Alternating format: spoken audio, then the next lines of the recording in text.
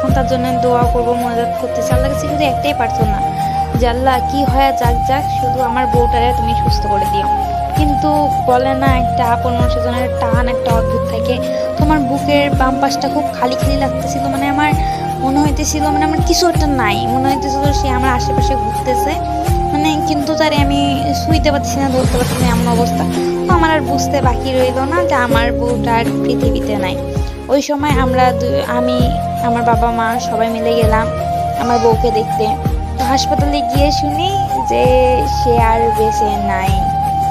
মানে ভাই এতটাই এত ভালোবাসি, এত ইয়ে করি, তো তার লাশটা যখন আমাকে তো কেউ দেখাতেই চাইতেছিল না যে আমার বউটাকে। আমি অনেক কষ্টে তাকে দেখছি।